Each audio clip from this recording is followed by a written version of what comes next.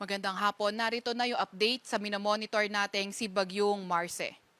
Ngunit bago yung ating update, nais lamang natin ipagbigay alam sa publiko na sa kasalukuyan ay hindi natatawagan yung ating mga direct lines dahil nga sa kadahilan ng may pumutol ng ating mga kable ng telepono.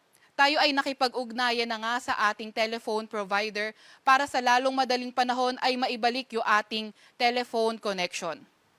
Sa kasalukuyan, maaari nyo naman kaming makontak sa aming trunk line which is 02-8284-0800, local 4801. Nagdagdag nga rin tayo ng local numbers which are 4802, 4804, 4815 at 4850. Makokontak nyo naman yung ating Hydromet operations sa local na 4855. Nais nating ipaalala na bago natin i-dial yung local numbers natin, i-dial muna natin yung ating direct lines. Maraming salamat sa pag-unawa.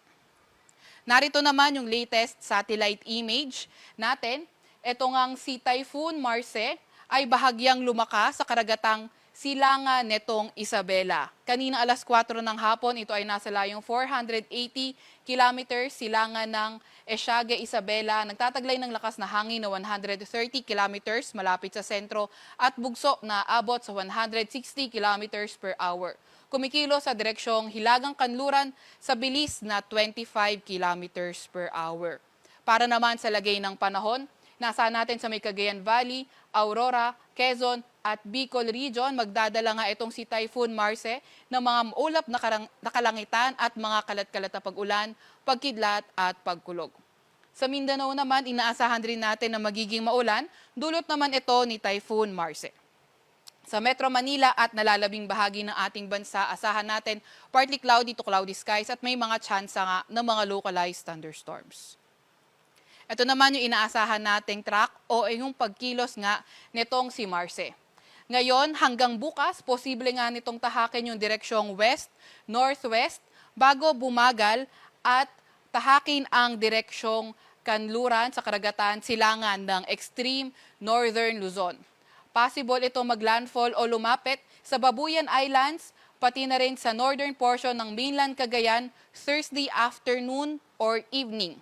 Pinakamataas na intensity nito ay bago ito maglandfall over Babuyan Islands or Cagayan. So, importanteng i-take note nga natin na babagal nga ito bago lumapit or habang papalapit sa ating bansa at yung peak intensity nito ay habang ito ay mabagal. So, dapat doble ingat sa ating mga kababayan lalo na dahil posible nga yung mga malalakas na hangin at malalakas na mga pag-ulan.